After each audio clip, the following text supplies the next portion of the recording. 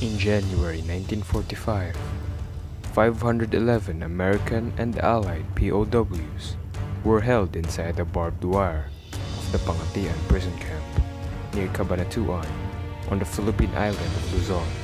They were the survivors of the fall of the Philippines in 1942, including soldiers, marines, sailors, pilots, as well as civilians. After a lapse of more than 2 years, U.S. forces returned to the Philippines, landing at Leyte on the 20th of October 1944, followed by landings on Luzon on the 9th of January 1945. Philippine scouts reported that POWs were in Cabanatuan camp, and that the Japanese intended to move them or even murder them as the American army approached. In addition to these Japanese intentions, malnutrition and disease took a daily toll of POWs whose ability to survive had ran out. 6th U.S. Army Commander Lieutenant General Walter Kruger assigned the 6th Ranger Battalion to prepare the raid. The 6th Rangers, the only Army Rangers in the Pacific, were commanded by Lieutenant Colonel Henry A. Musey, a 1936 West Point graduate. Their mission was to infiltrate about 30 miles behind enemy lines, assault the Cabanatuan camp, then liberate the prisoners and return them safely to U.S. lines before the Japanese could mount a counterattack. The road in front of the prison camp is heavily traveled by tanks and vehicles, withdrawing towards the mountains or establishing defensive positions. There are 5,000 Japs in and around the town of Cabanatuan, and a strong enemy force camped along the Cabu River, just less than a mile away from the camp. At any given time, there may be 100 up to 300 Japs inside the compound. For the raid, Colonel Musey chose Company C of the 6th Rangers, commanded by Captain Robert Prince, and it is reinforced by the 2nd Platoon of Company F, led by 1st Lieutenant John F. Murphy, 4 combat photographers from the 832nd Signal Service Battalion, and 2 teams of the 6th Army's Elite Recon Unit, the Alamo Scouts, were included.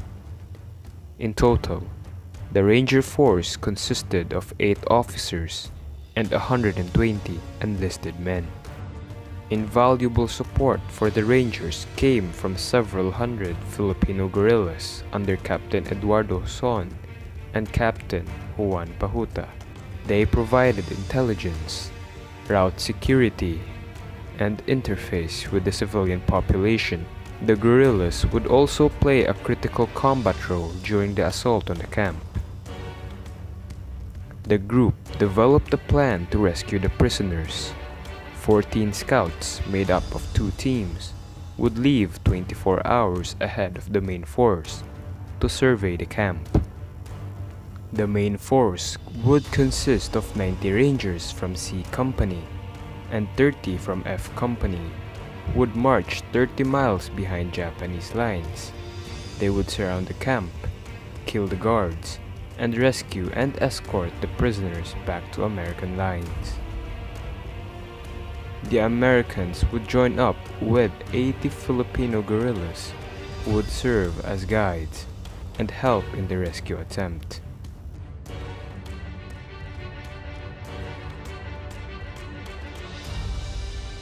On the evening of January 27th, the Rangers studied air reconnaissance photos and listened to guerrilla intelligence on the prison camp. The 2 teams of Alamo Scouts, led by 1st Lieutenant William Nellis and Thomas Ronasville, left Gimba at 1900 and together infiltrated behind enemy lines for the long trek to attempt a rescue of the prison camp. The Rangers moved out at 0500 on January 28. They halted at Gimba and left with native guides at 1400 to march to a guerrilla camp near Lobong, about 5 miles to the southeast, from where they would link up with Luzon's guerrillas. By nightfall, the combined forces was behind Japanese lines. At the village of Balinkarin, the Rangers were joined by Pahota's forces and obtained the latest intelligence from the Alamo Scouts. The Scouts revealed that the terrain around the camp was flat, which would leave the forces exposed before the raid could even start. Upon learning that Musi wanted to push through with the attack that evening, Pahota resisted, insisting that it would be suicide. He revealed that the guerrillas had been watching an estimated 1,000 Japanese soldiers camped out across the Cabu River, just a few hundred yards from the prison. Pahota also confirmed reports that as many as 7,000 enemy troops were deployed around Cabanatuan city, just located several miles away. After consolidating information from Pahota and the Alamo Scouts, Musi agreed to postpone the raid for 24 hours. At 11:30 on the 30th of January, the Alamo Scouts, disguised as locals, managed to gain access to an abandoned shack 300 yards from the camp. Avoiding detection by the Japanese guards, they observed the camp from the shack and prepared a detailed report on the camp's major features. The plan of attack was that the Rangers would be split into 2 groups. About 90 Rangers of C Company, led by Prince, would attack the main camp and escort the prisoners out, while 30 Rangers of a platoon from F Company, commanded by Lieutenant John Murphy, would signal the start of the attack by firing into various Japanese positions at the rear of the camp at 19:30. Once Prince had ensured that all of the POWs were safely out of the camp, he would fire a red flare, indicating that all troops should fall back to a meetup at Pampanga River, 1.5 miles north of the camp, where 150 guerrillas would be ready with carabao-pulled carts to transport the POWs. Captain Pahota suggested that to distract the guards, a United States Army Air Force airplane should buzz the camp to divert the guards' eyes to the sky. Musi agreed with the idea, and a radio request was sent to command to ask for a plane to fly over the camp, while the men made their way across the field.